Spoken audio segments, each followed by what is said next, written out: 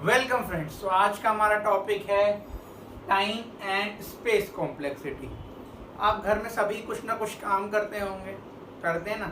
चाहे कॉफ़ी पीना हो गया, चाहे आपका एक गेम खेलना हो गया, चाहे आपको एक पर्टिकुलर टास्क दिया है, रोटी बनाना हो गया, कुछ भी। तो आप ये देखते हैं कि आपने कितने पर्टिकुलर टाइम में उस काम को किया। उसी वर्ड को हम बोलते हैं टाइम जानना, मतलब उस प्रोग्राम या उस टास्क या उस किसी भी चीज़ का, उस एप्लीकेशन का भी।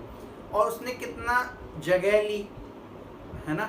रोटी है तो किचन में बना रहे थे तो एक चकला लिया, समझ गए। इसी तरीके से जब प्रोग्राम में हम लोग ये देखते हैं कि हमारे कंपाइलर ने इस टास्क को कंप्लीट करने में कितना टाइम लिया, उसको हम बोलेंगे टाइम कॉम्प्लेक्सिटी। और कितनी स्पेस ली मेमोरी में, उसको बोलेंगे हम स्पेस कॉम्प्लेक्सिटी। अब आपने जो अपने कोर्सेज में एसिम्प्टोटिक नोटेशंस एंड ऑल पढ़े होंगे, ये मैं आपको इस कोर्स के लास्ट में बताऊंगा।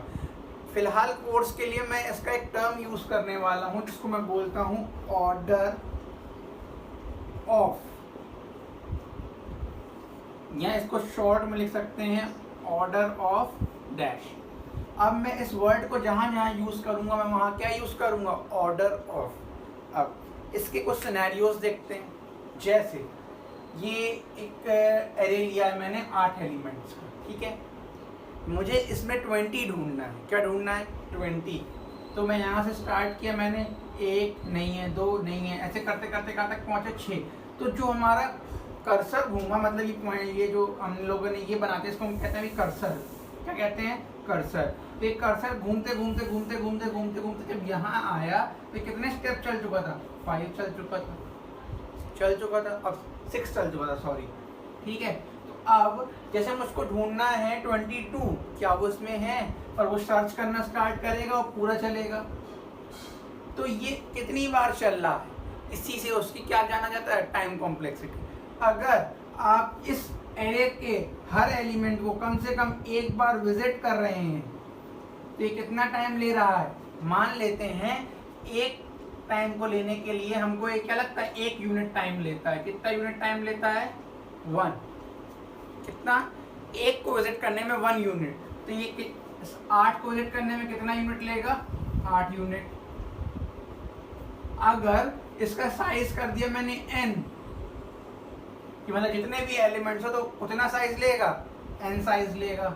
तो नॉर्मली एक लूप या एक काम को करने के लिए जो हमारा टाइम लिमिट है वो क्या है, किस ऑर्डर का है? Order of n। अंडरस्टूड। अगर हम किसी भी एलिमेंट को कम से कम एक बार विजिट कर रहे हैं तो कितनी बार चल रहा है, उसको हमने बोल दिया n। तो इसमें n एलिमेंट्स हैं तो इसका टाइम लिमिट मैक्सिमम कितना हो गया? n। अगर मैंने बोला 11 ढूंढो तो कम से कम 8 बार तो चलेगा, तो मैक्सिमम हो गया n। मैंने बोला 5 ढूंढो तो कितनी बार चलेगा? 1 टाइम्स, तो ऑर्डर हो गया 1। तो हम इसको बोलते हैं, इसकी डिग्री क्या बोलते हैं? Order of n। तो जो अंदर ये है इसकी हम इसको क्या बोलेंगे? Degree. Degree of that polynomial is considered as its order. मतलब अगर मैं बोलूं कि मुझको अब क्या करना है, कंपेयर करना है कि 5 पहला एलिमेंट दूसरी बार है कि नहीं है, तो पहले कर्सर यहाँ रहेगा, दूसरा कर्सर यहाँ से स्टार्ट होगा और पूरा चलेगा। फिर क्या होगा, एक घंटा में मिटा देता हूँ तो आपको समझ में अच्छे से आएगा, ठीक है। फिर मैंने 10 के लिए उठाया, 10 के लिए फिर यहाँ से चलाया, तो हो क्या रहा है, हर एलिमेंट के लिए पूरा चल रहा है, हर एलिमेंट के लिए पूरा चल रहा है। तो n एलिमेंट्स के लिए कितनी बार चल रहा है? n बार। ठीक, इसका ऑर्डर क्या हो गया? n square. समझ में आ रहा है? नहीं आ रहा है? आ रहा है। एक बार फिर से देखते हैं। सम ऑफ n एलिमेंट्स निकालने हैं मुझको, first natural number, first 10 natural number. तो मैं कहता हूं यहां से अगर चलाएंगे तो n-3 टाइम्स में चलेगा, है ना। तो ये n हो गया। ऐसे करते करते करते कहां तक आएगा? 1। अब ये अगर हम देखा जाए तो किसका है? सम ऑफ n नेचुरल नंबर्स, तो इसका सम क्या होता है n प्लस 1/2, तो पॉलिनोमियल क्या बना n स्क्वायर। तो चलिए अब इसको एक लूप के थ्रू देखते हैं कि लूप से हम कैसे जान सकते हैं कि हमारा टाइम क्या ले रहा है। जैसे मैंने लिखा for i equals to 0, i less than n, i plus plus, तो ये लूप बेसिकली कितनी बार चलेगा, n टाइम्स चलेगा। तो इसका ऑर्डर क्या हो गया, ऑर्डर ऑफ n। ठीक, मैं इसके अंदर एक और लूप लिखता हूँ, for j equals to 0, j less than n, j plus plus. तो जो आउटर लूप है वो कितनी बार चल रहा है, n टाइम्स चल रहा है। तो जो इनर लूप है वो कितनी बार चल रहा है, n टाइम्स चल रहा है। मतलब इसका एक एलिमेंट ये कितनी बार चलाएगा, n टाइम्स चलाएगा। तो n एलिमेंट्स कितनी बार चलाएगा, n स्क्वायर टाइम चलाएगा। तो उसका ऑर्डर क्या हो गया, n स्क्वायर। अंडरस्टूड, समझ आ रहा है, नहीं आ रहा है। पर जैसे मैंने बोला इसी एलिमेंट को 2 बार प्रोसेस कर रहा है। कितनी बार प्रोसेस कर रहा है, 2 बार। मतलब इस लूप को 2 बार चला रहा है, तो ये कितना हो गया 2n। तो एक लूप को कितनी बार, इस लूप को कितनी बार चला रहा है, n टाइम्स। तो ये n क्रॉस n कितना हुआ, n स्क्वायर। तो इसका ऑर्डर क्या हुआ, order of n square. Understood. अब जैसे मैंने बोला पहले मैंने इसका आधा किया, आधे में वो यहाँ आया, फिर या तो लेफ्ट या तो राइट। अब लेफ्ट जाएंगे या राइट जाएंगे, उसका भी आधा करेंगे तो वो यहाँ आएगा,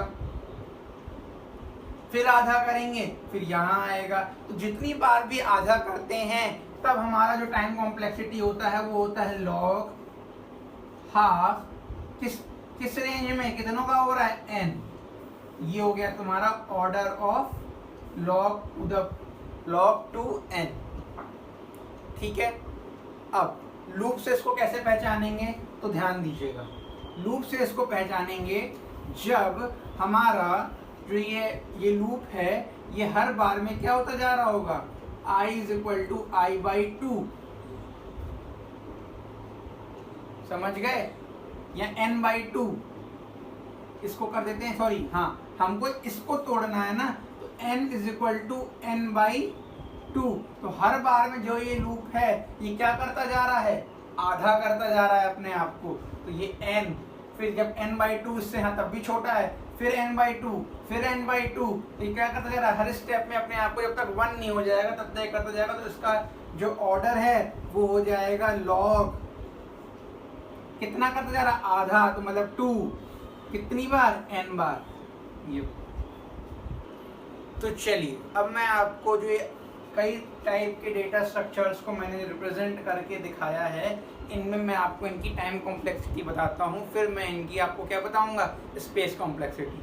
अब इसके लिए हर एक एलिमेंट को ट्रैवर्स करने के लिए हम लोग को सिंगल लूप लिखना पड़ेगा। तो अगर मैं ये n टाइम का है तो इसका टाइम कॉम्प्लेक्सिटी क्या होगा, ऑर्डर ऑफ n।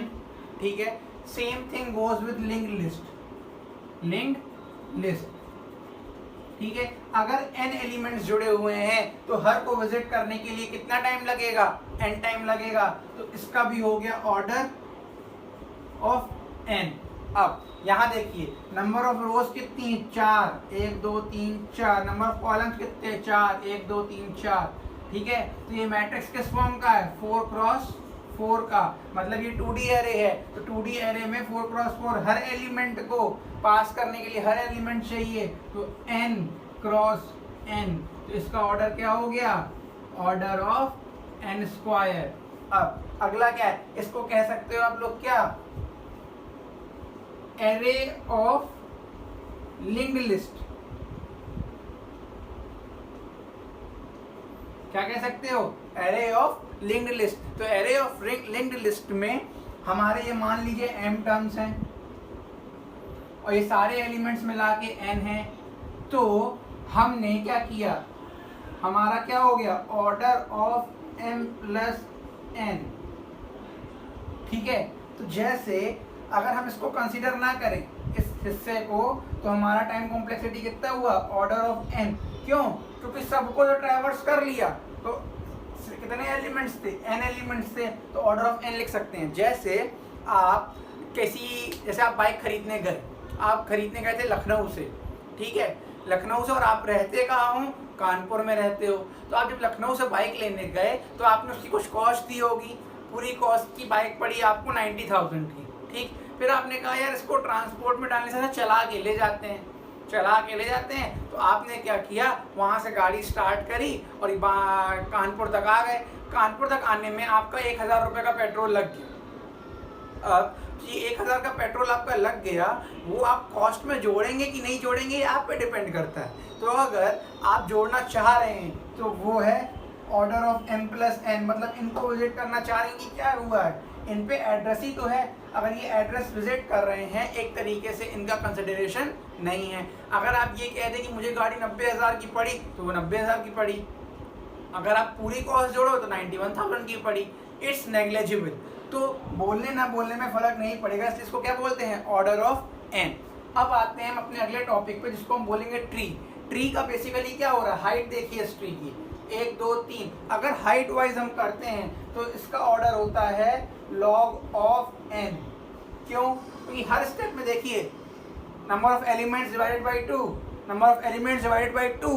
तो हो क्या रहा है, हर बार में ये आधा होता जा रहा है कि नहीं होता जा रहा। इसीलिए ये हमको किस तरीके से दिखा था, log of n to the base 2, इस तरीके से। अगर आप मुझसे कहते हैं सारे एलिमेंट्स हमको इस ट्री के ट्रैवर्स करने हैं तो कितने एलिमेंट्स हैं, 1 2 3 4 5 6 7, तो सातों एलिमेंट अगर ट्रैवर्स करने हैं तो इसका क्या ऑर्डर हो गया, order of n, order of n।